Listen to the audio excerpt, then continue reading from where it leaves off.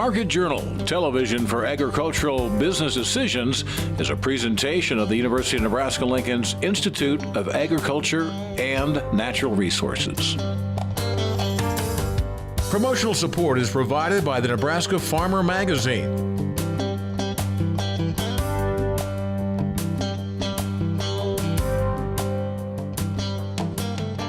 Hello everyone, I'm Troy Moling and thank you for joining us today on Market Journal. Glad you could be here for our first show of September, and it's going to be a busy month for lots of folks, and we're going to try and prepare you the best that we can. Beginning today's broadcast, according to the latest crop progress report, 74% of Nebraska's corn crop is in the dent stage, with 11% of the crop mature, both well ahead of average. But in spite of the good pollination weather we've been seeing, tip back, where kernels at the outer end of the ear are missing, have been found in many fields. Market Journal's Maddie McIntosh spoke with our own Al Dutcher to find out why. With temperatures seeming to cool down, this weather may seem perfect for the cornfields currently in kernel fill. However, the ears themselves are telling a different story. It's those high temperatures above 95 degrees with a lot of wind during the day and successive days of it during the pollination period that can cause basically what we call blank spots on your ears, mispollination. If that comes right at the end of pollination, sometimes we can get some of that little initial tip back. But there's other environmental issues also that can cause that tip back issue. That could be low fertility, cloudiness can be a factor, hail, severe storms, a lot of these things we had during the month of July. And the most important thing, of course, is drought stress, particularly after pollination, that first couple of weeks, where the last kernels basically get aborted as the crop itself tries to reproduce, puts all of its energy, or what's left of its energy, into the lower kernels on the cob. So we don't get a complete wipeout of our crop, but we slowly erode that as the stress increases as we go forward in time. The dent stage of field corn is feeling most of the impact this time of year, with the previous high temperature speeding up the processes and not allowing enough time for the kernels to fully develop. With the heat, we're running through our dent stage at a quicker pace than normal. Typically, we would expect about every 4 days to gain 100 GDD units.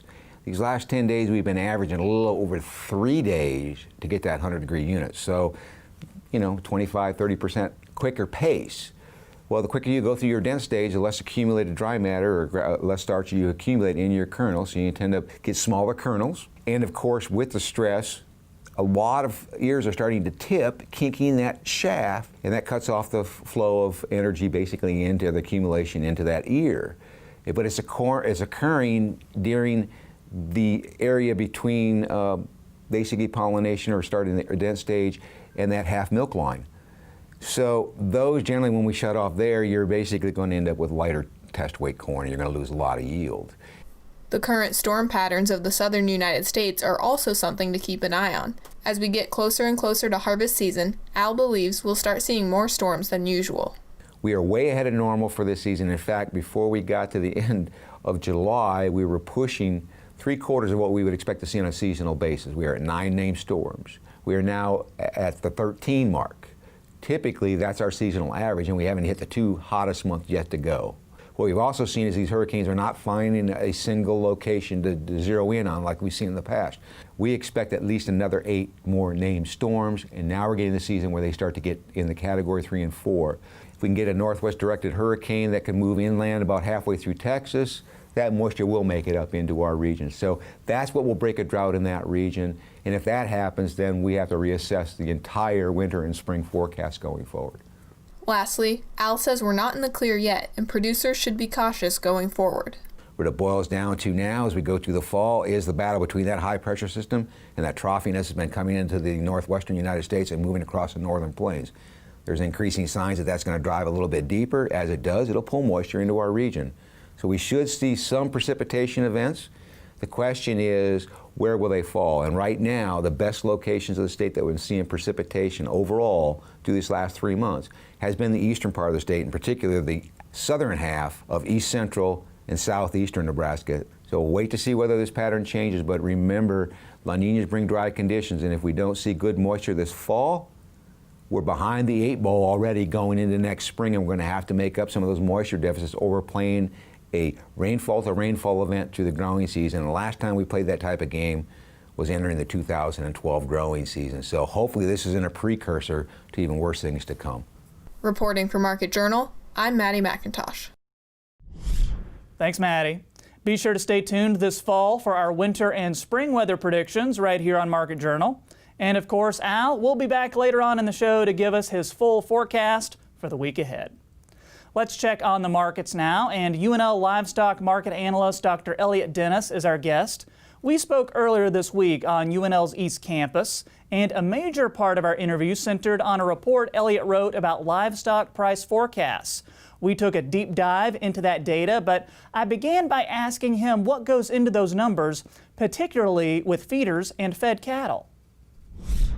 So the report covers the third quarter and fourth quarter prices, and it gives both an average estimate as well as with some high and low expected prices. And so in order to capture that, both that point forecast and also the variability, we use seasonality, some trends, and also trying to take into account the current market conditions that producers are facing. And when you look at pricing for those two sectors, if you dig a little deeper, is there reason for optimism for beef producers? So there is a reason for optimism. I think prices are trending higher, but what we have to realize is that there's a lot more uncertainty in the market itself. Specifically when we're talking about projected basis, so I provide estimates for steers, heifers, 5-6 weight, 8-9 weights, live cattle, and also boxed beef. We're talking about hedging, or trying to aggressively manage price risk. The biggest thing that we're interested in is what is actual basis going to be. And right now projections are going to say that basis is actually going to be weaker than is expected. So what does that mean for someone who's a producer who's hedging? Which means that the average price they're going to receive is going to be less. So there's needs to be an understanding that, as the futures and cash market kind of trend, we might be looking at weaker basis than we originally expected. So going a little bit further, when we're talking about input costs, why is a good plan going to be really necessary this fall in that area? Yeah, I think a good example would just be like distiller grains, right? And so when we're looking at distiller grains, people have sometimes the options to make changes between dry distiller grains and wet distiller grains for different reasons. What we see is that the average price on a dry matter basis is pretty much the same. But when we're looking at this range in prices, dry distiller grains are much more problematic in order to people who are feeding that. And so that's going to affect a lot of different sectors, either the feedlot sector or the cow-calf sector who's trying to get some maybe nutrition throughout and some protein throughout the winter. And so trying to do some aggressive risk management on some of those feed input costs is going to be really important. Let's talk about feedlots and slaughter capacity. So in terms of how they're looking right now, and are we past that backlog of cattle that we were experiencing in the spring? Yeah, so I think we're close to being there, but not all the way. So when we look at the number of cattle that are over 90 days, we're basically below 2019 numbers. So that's a really positive sign. That's the first time we've been below 2019 since April. But when we look at cattle on feed over 120 days, we're still about 10% higher than we were back in April. So I think in about the next month or two, we're going to be fully worked through all of the cattle as an industry as a whole. When we're talking about separate producers, I've talked with several producers that they were through all the way back in June. And so each producer on average probably is going to vary, but as an industry as a whole, working through all that cattle, in the next month or so, we should be pretty much back to normal. And when we look at coronavirus, because of course that continues to make news, that's something we've been dealing with for several months, we'll continue to deal with for the near future, at least in some capacity. So if we get that second wave of coronavirus this winter that some folks have been saying that we could potentially get, do you think that the beef industry is better to handle it this time around? Yeah, so I think kind of 2 points. First, I think what really kind of impacted particularly slaughter capacity was the cases that occurred within the slaughter or the packing plants. And so a lot of those packing plants shut down to implement physical distancing measures, to put in plexiglass, to provide some spacing between employees. It also went in there to kind of implement OSHA and CDC recommendations. So if there were to be some sort of case outbreaks amongst packing plant workers, I think the packing plant industry as a whole is a lot better equipped in order to handle some of those cases and have the protocols in general. I think probably the biggest thing that we're going to be watching is, as if cases start to rise again, what is going to be the government reaction? So a lot of the quarantine and those restrictions, those were the biggest determinants to, that decreased, beef demand because consumers weren't able to go to the food industry. And speaking of beef demand, how's that looking as far as exports? Are we still getting beef demand in that area? Yeah, so exports has probably been the shining star throughout COVID that a lot of people have been talking about. Prices would be a lot lower if we didn't have situations in Europe and also in Southeast Asia where we've been able to ship a lot of beef, pork, and chicken.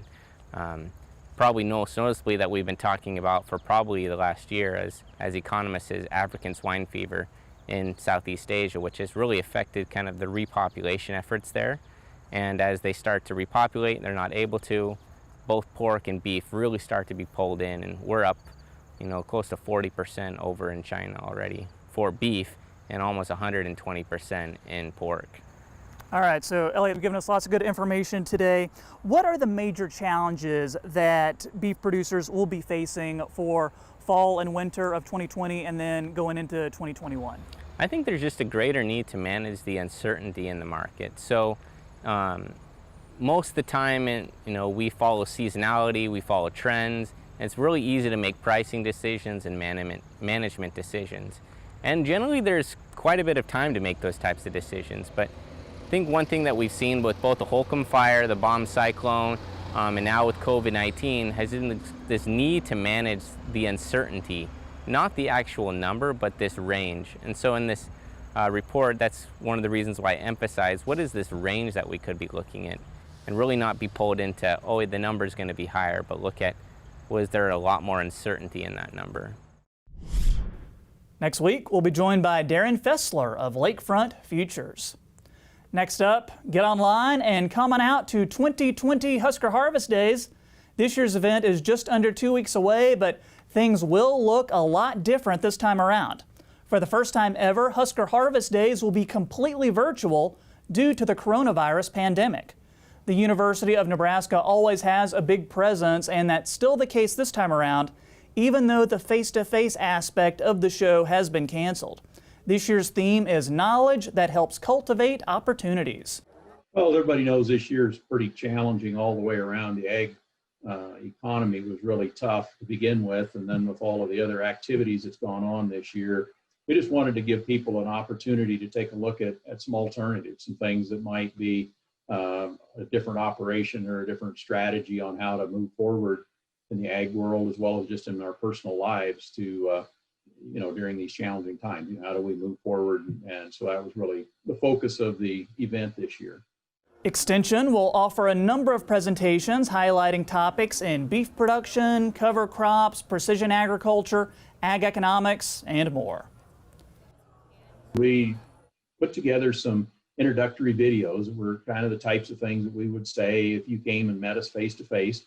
And then below that, we put together several other resources, and that's kind of always been the strategy we've done at Husker Harvest Days. Come in and kind of show you what we're up to and a few things, and then if you've got some questions or some more in-depth needs for information, then we dive into those. The university's got a vast resource of information, publications, videos, just personal knowledge from individuals, and we try to help people get the information they need to work on the opportunities that they want to move into this coming year. Husker Harvest Days begins September 15th and runs through the 17th. You can visit huskerharvestdays.com to learn more and register for the event. We've also included more resources on the Market Journal website. Next up, cover crops provide armor for the soil to sequester nutrients and hold them for availability to subsequent crops.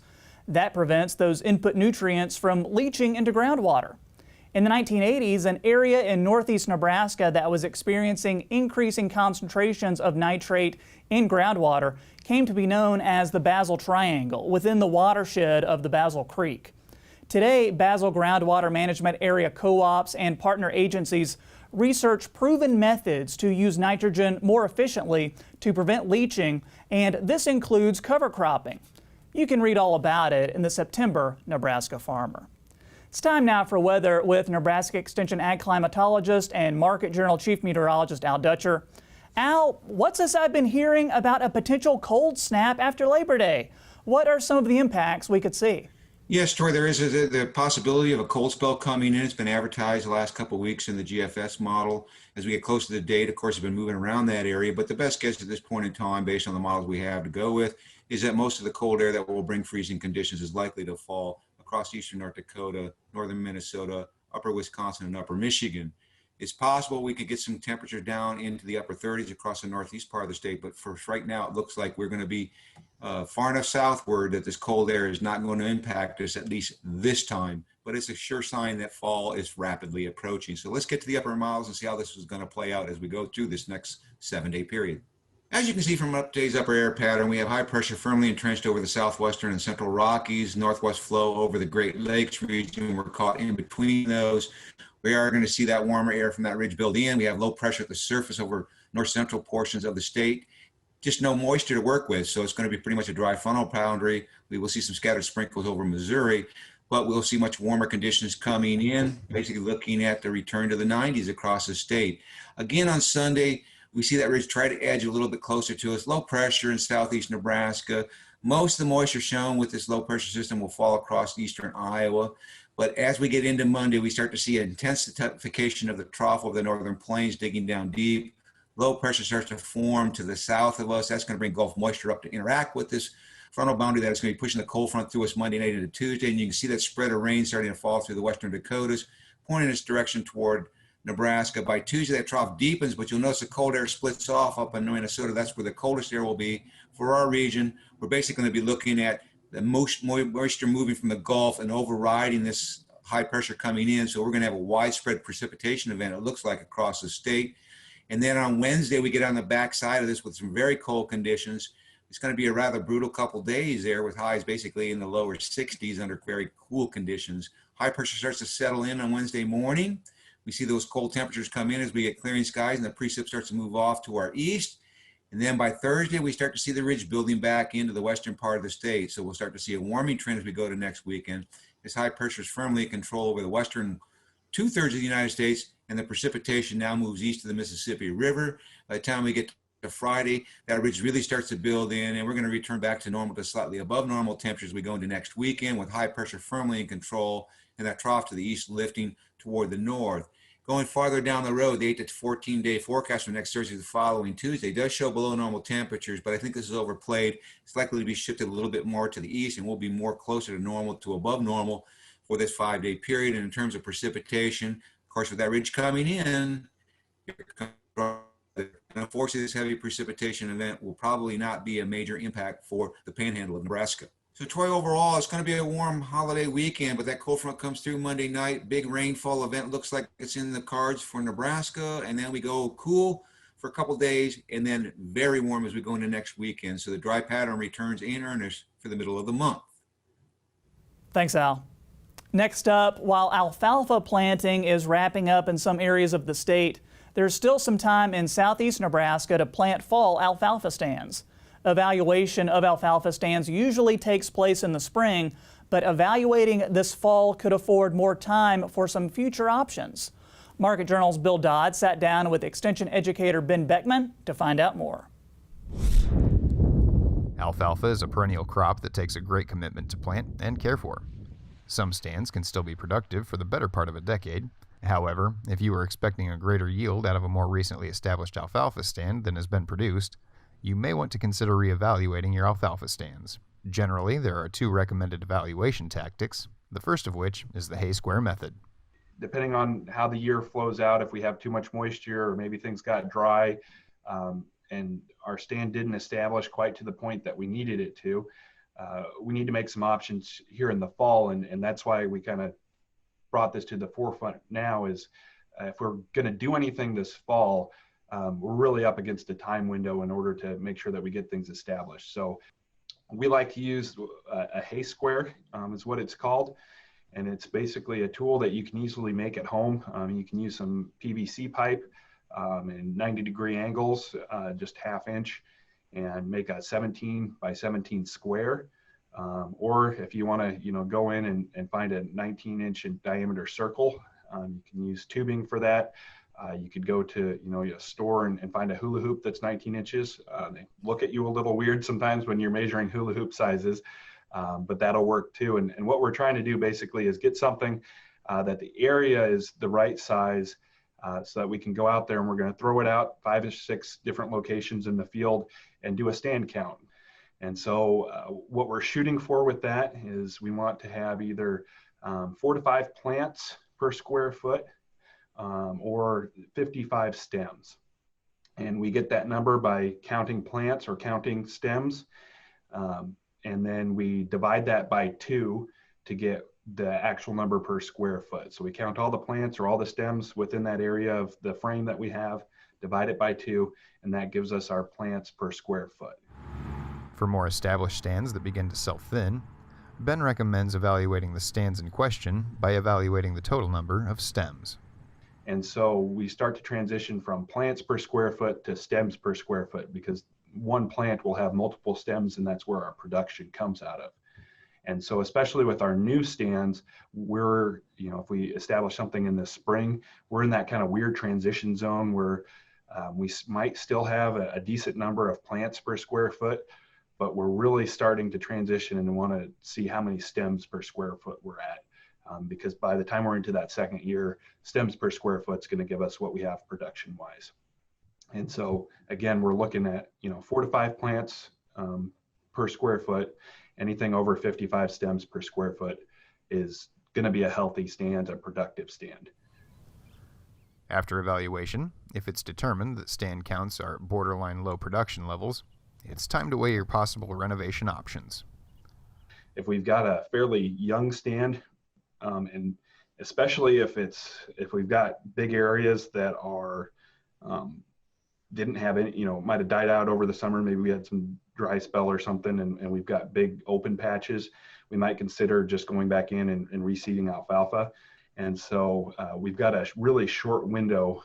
Usually our best option in order to reseed alfalfa into an established stand is going to be in those new stands where we've got that big open area that we've got a lot of stuff killed off, and we want to do that within 12 months of the first planting date.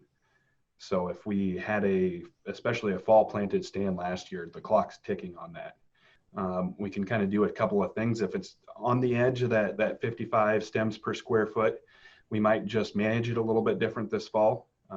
We might decide that we're, going to cut it a little bit earlier and give it some time to grow into the fall before our first frost, and hopefully just give those plants a little bit more vigor going into the winter, help prevent any winter kill that we might have. If we've got a stand that's really kind of, down in maybe that 35 stems per square foot range where we're really going to start dropping off in production, we might consider doing some interseeding of some high quality grasses. We could consider interseeding some different legumes into there as well.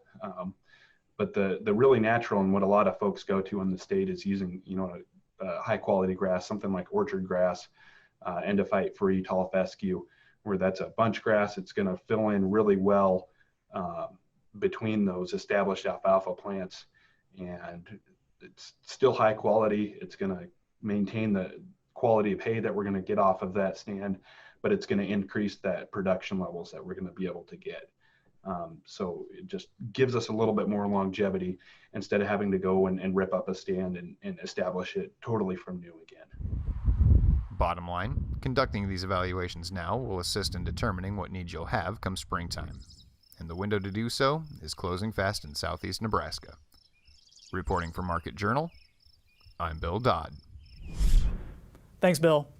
If you'd like more information on evaluating alfalfa stands and management options, we've included links to Ben's latest articles on the Market Journal website.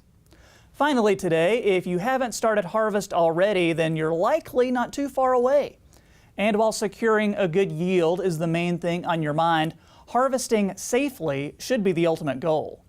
Nebraska Extension, the University of Nebraska Medical Center, and the Nebraska Public Power District are hosting multiple events across the state focused on harvest safety and the potential dangers of power lines.